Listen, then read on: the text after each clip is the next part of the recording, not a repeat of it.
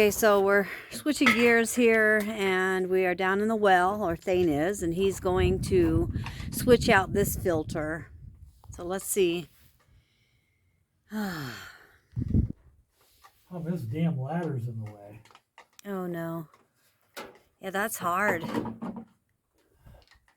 I need to get them on opposite sides so I can go like this together. Okay. And the ladder's just totally in my way for everything.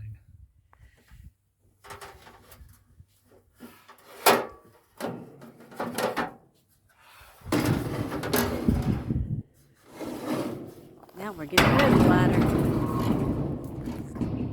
There we go. All right. Okay. Okay.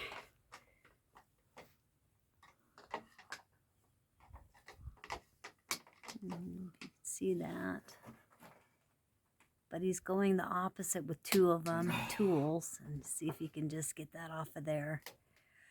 Okay, I got this loosened. All right. Woohoo! He loosened it. Nice. Now do we have a filter for it? I don't know. And where would that be? Well, I gotta compare what the old ones got in here. Oh, gotcha. That makes sense. Nobody knows. Same one? It looks like it's the right size. Oh, wow. Look how dirty that is. Show. Yeah, the ones we've got are a little longer. That's gross. Show them how. That's nasty. Look at that. Look at how gross that They start is. new like this. Okay. They start new white. Okay.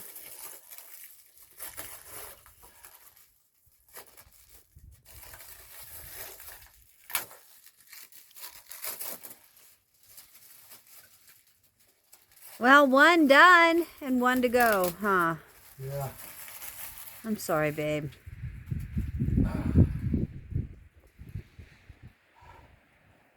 Can you bring me like some, I don't know, avocado oil? Turn it on. Okay, I got the avocado oil. He's going to lubricate it. So get it back on.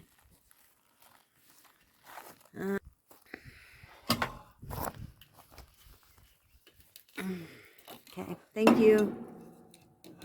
Perfect, thank you. All right. There's a little thing hanging down that this is supposed to insert into. Okay.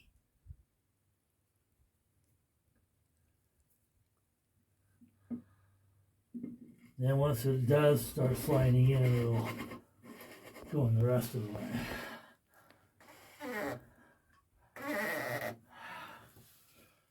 Okay.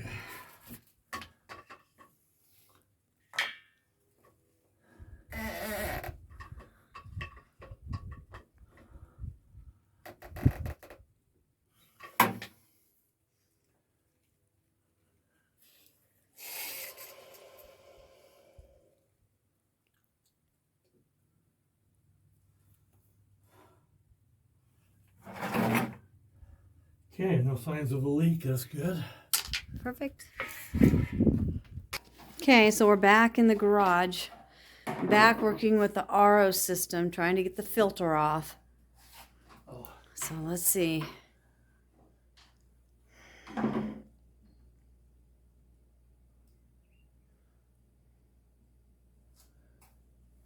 So you gotta turn that one outside back off. Oh, This time when okay. Okay. All right.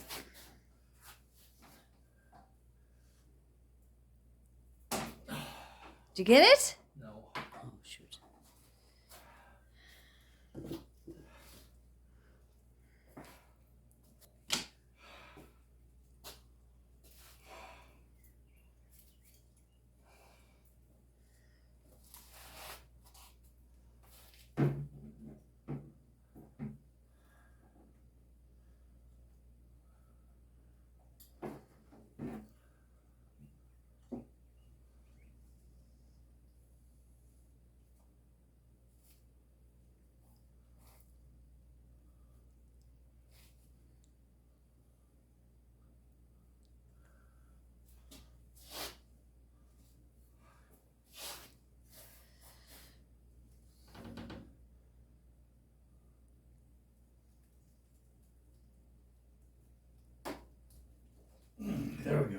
got it? Man, that was on tight. Oh, good. Awesome. Oh, yay.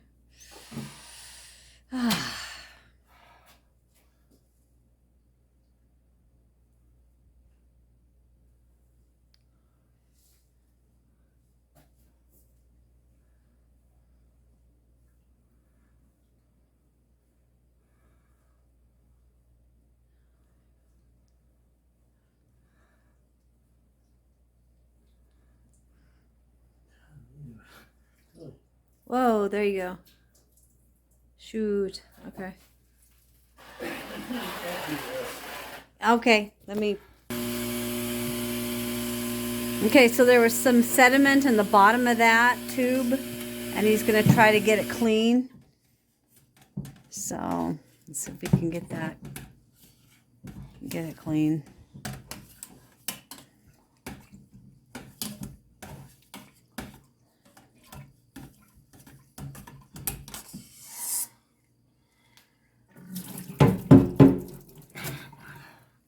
Did you get it? Yeah, it looks a hell of a lot cleaner now. Looks cleaner. Okay, let's see. Yep, yep. Well, I don't know if you can see that it's dark in there, but yeah. All right. So again, he's going to use the oil to lubricate. I hope this is okay. I can't imagine it being any worse.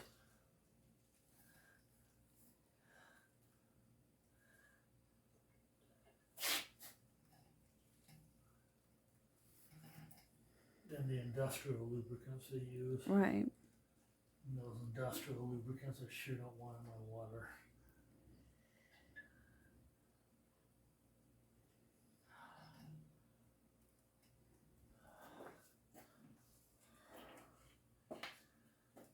Okay, let's get one of those big 20-inch filters here.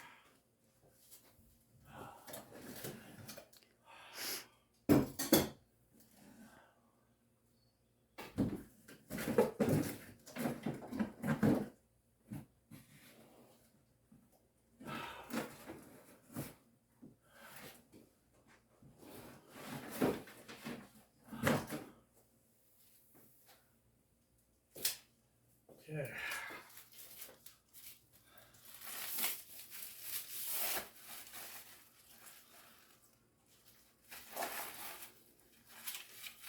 Okay, it looks like they're all the same.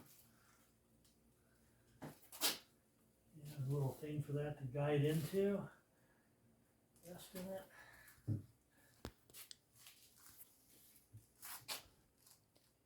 Let's see how it goes. There should be another one there, yep.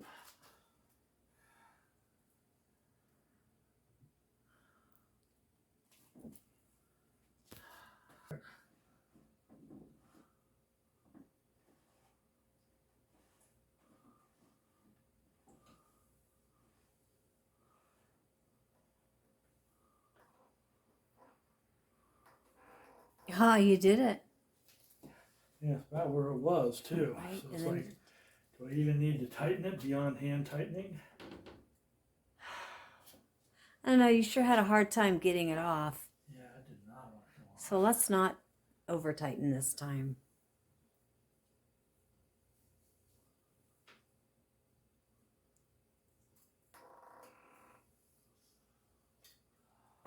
Okay. One filter's changed, and then the one in the well is changed. Nice. Oh. Okay. That's it. At least that's not leaking. All right. Yeah, we had a leak. That was a pretty serious leak behind one of these little plastic nuts here. I'm going to try to tighten it. See. Oh, jeez.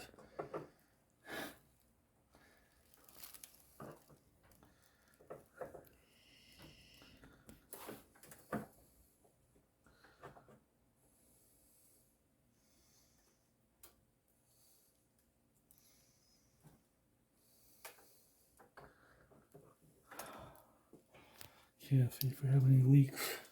All right. If it even starts pumping. Okay.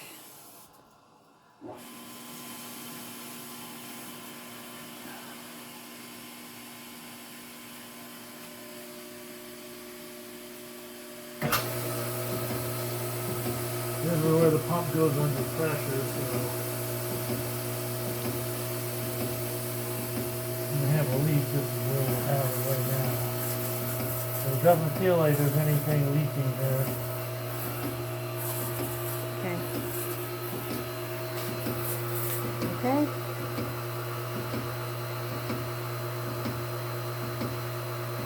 But the brine isn't up, is it? Something's wrong. Levels of the brine. Something's wrong with the brine. Oh, it's like, Yeah, it's all, it's weird. you can't see the little No. thing. It's like it's all dirty You here. can see that. That's wild. It's all hazy. Oh my gosh. Give it a little time to maybe just got a little hazy dirtiness in it. Okay. It just takes a little time to clear. Okay. All right. So we just wait and see. But from what I can see of the float, But it's, it's yeah. about the right place. Yeah, I see the float. So, yeah. Okay. All right. Okay, so it's been about 10-15 minutes, and I wanted to show you the brine, and that's this one, and you can see the little deal in there. You can see that. And then before it was so hazy you couldn't, so I wanted to show you that, and it had to have been from the filter being so dirty. But again, I'm not sure, so I'm just speculating. And then there's no leaks. I'm looking and I don't feel any leaks. So that's a really, really great sign. Okay, bye for now.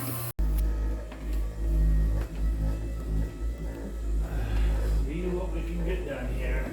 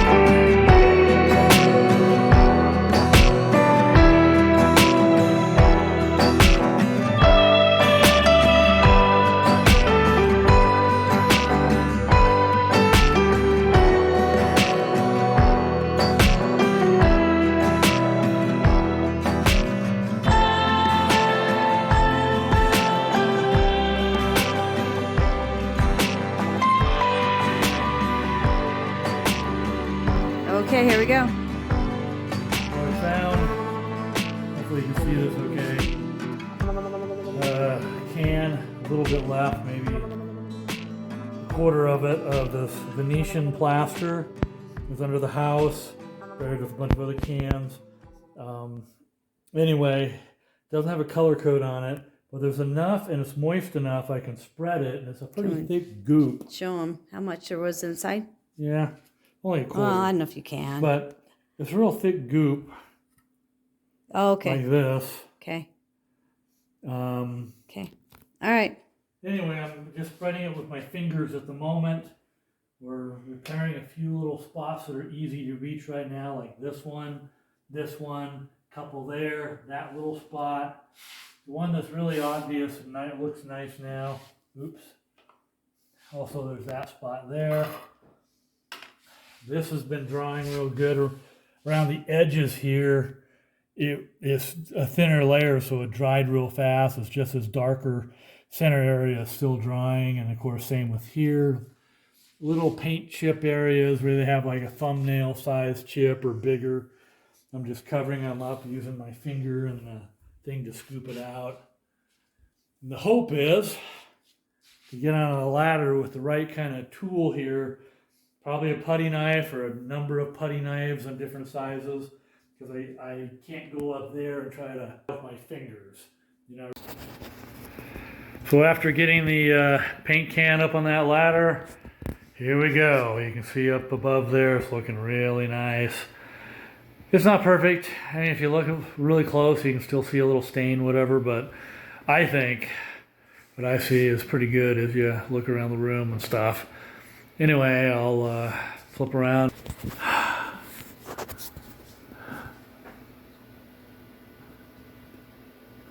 So here we go from the other direction here.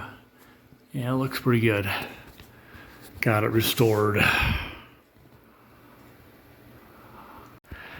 So working on my air conditioning units, both the Albuquerque house and the Mountainair house here. Just a disclaimer, I'm not an electrician, I'm not a HVAC professional or technician of any kind, just a suffering and experienced homeowner that likes to do his own stuff.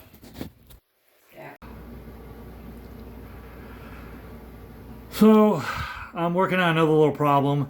I've been doing a bit of testing of the air conditioner at the Mountainair home here, and of course we ran into a problem where no matter what I've tried, the outside unit for the air conditioner just isn't getting any power. Everything tests fine.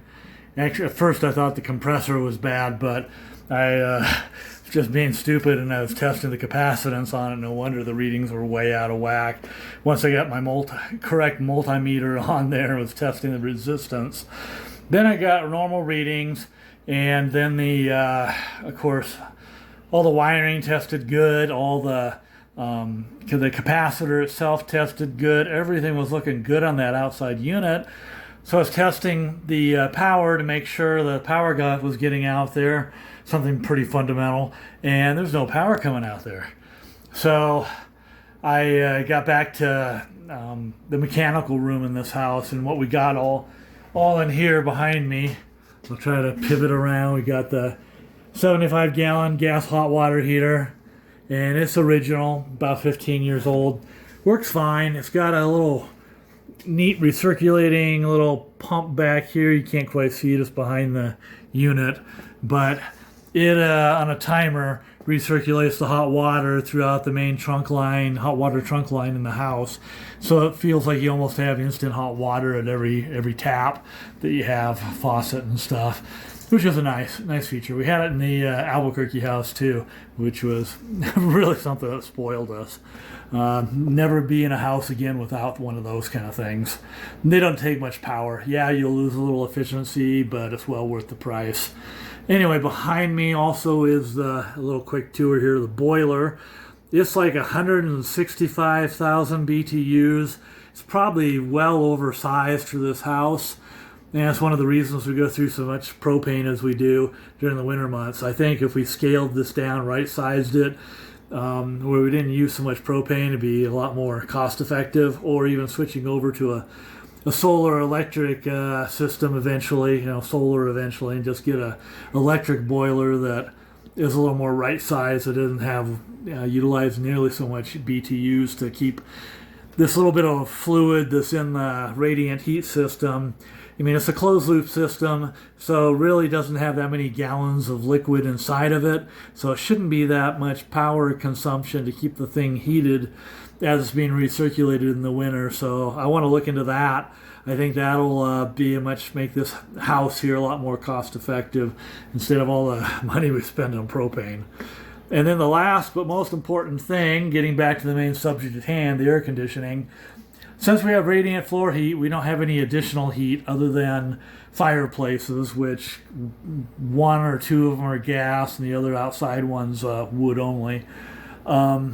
Is this air handler here that doesn't include a air furnace or anything.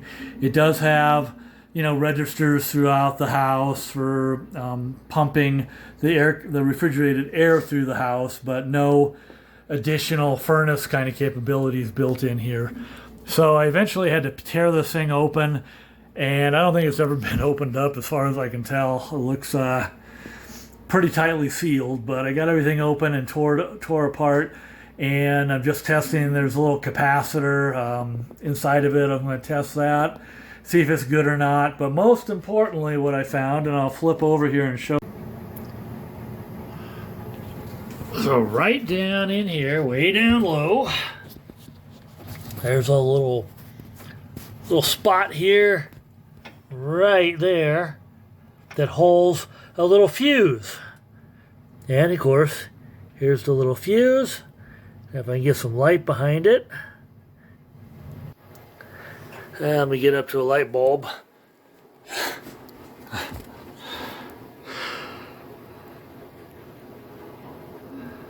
You can see right in there on the right side of that in the center, it's broken, a little 5 amp fuse. Anyway, I just ordered on Amazon a little box of a variety pack of 150 of these for like $8. It'll be here on Wednesday, and we'll replace it. And like I said, the capacitor is good, I'm pretty sure. And at least it doesn't look bad from a visual inspection, but we'll test that next in just a second and just confirm it. Okay, after crawling around down here, of course everything's down low, hard to get to, but I got the capacitor off and got it in my hands here. I also discharged it, and all you do is just hold this is always an important safety thing to do. Just take, I'll have to lay it down. Anyway, you see the terminals up top. You just take your screwdriver or a pair of needle nose pliers, you put it across the top here, short it out to discharge any kind of charge the capacitor might be holding here. So anyway, on the label here real quick, see if I can pinpoint it. It says 15 UF, that's 15 microfarads is the capacitance here, plus or minus the 6% below, and that's what you're looking for, 15, for a good measurement here, if this is a good unit. Another thing you look for too is, though, and this is definitely a telltale sign, is if the top here is kind of bubbled up on the lid, top lid here, then it's probably bad, but check it anyway. But right now this one's pretty flat, so there's a good chance it's still good. So let's go measure it. I'll take my capacitance tester here, turn it on to the 20 microfarads here. I think that's what it's pointing to. And then just take our measurement. See over here, we're at 14.86. Very good, well within that tolerance. So this unit is still good. But I'm going to take a good clear picture of it, turn this back off, and probably order a spare just in case, so the next time we have a problem here, I'll be able to replace it quickly and not have to wait. These things are like $10, so it's not a big deal to just get on Amazon and plug in the specs, what you're looking for. And not to worry, if they don't come back with an exact fit around the bracket, just do whatever you can to adjust the metal or bend it, or maybe even a zip ties, whatever, to hold it in place, and then hook it back up the way you found it. Take a picture before you disconnect everything is my advice. Anyway, don't be afraid to try these things. We'll just remember to turn the power off at the breaker, and if you have a shut off too right at the unit that you're working on, pull out. You can't be too careful. Safety number one. Anyway, I was real fortunate. Grew up with a father that was an electrical engineer, so we always had this stuff around, and all kinds of test equipment around, so it was nothing too foreign or uncomfortable. Though it's always good to find a YouTube video where they refresh your memory on how all this stuff works and dig into it. And where we are out in Mountainair, I was talking to a neighbor recently, and they had said too that one service company out of Albuquerque that deals with HVAC problems. So you're either going to have to rely solely on one company from way up in Albuquerque, and they probably only make you know, a trip down here once every couple weeks or something and try to schedule multiple houses at one time so they can get, you know, as much service requests taken care of in one trip than trying to send multiple trips down here. So you're kind of on your own a little bit. So unless you want to pay those big trip charges and wait a while, you just got to be willing to dig into this kind of stuff and troubleshoot and figure out what's going on.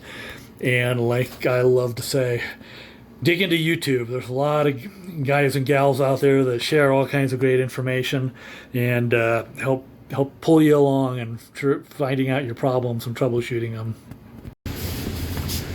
Okay, and here's the final test. We've changed out the fuse, and it's getting down below 60 there. I'd say 58 maybe. That's a pretty good sign AC's working. So, feels cool. Now you can also see the compressor and the fan working outside. And so that little burnt fuse, replacing it, fixed the problem.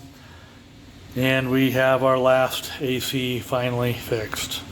So when working on the air conditioning back at the Albuquerque house, this is what these little compressor boosters or compressor savers are like. Some of them are called like super boost, like this one for a relay and hard start capacitor basically, and gives you that extra oomph, you know, the extra torque, 300, 500% more torque for your compressor to get it started as it's aging. Because as these compressors age, you know, some of the ball bearings and stuff start to wear and they get a little more stiff to get going and stuff.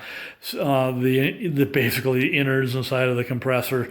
When you get to the point of needing one of these, you know you're on the last leg of your AC unit, but it does give you maybe another season or two, or if you're lucky, maybe several more, and before you have to go and replace the compressor, get a little more life out of it. But it's only got two connectors. They both go onto the existing capacitor, and they, of course, show which one in the documentation goes to which.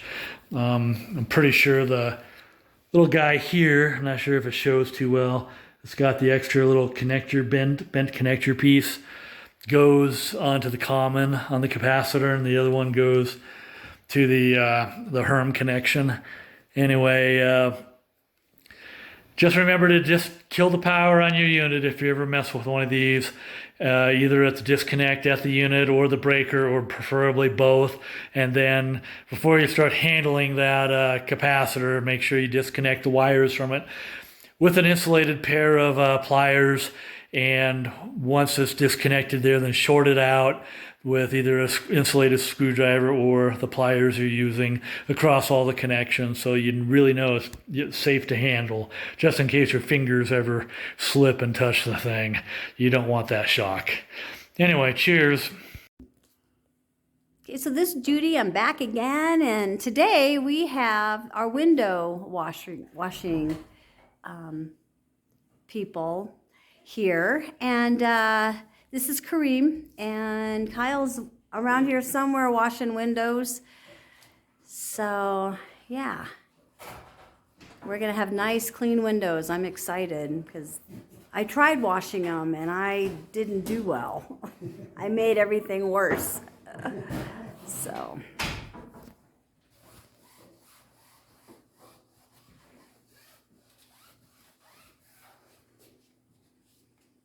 I never thought to open the window all the way. That was probably my mistake. And then I didn't even see that there was screens on them. So I'm spraying and the screen's getting all yucky and I'm going, what? That was just a mess. But yeah.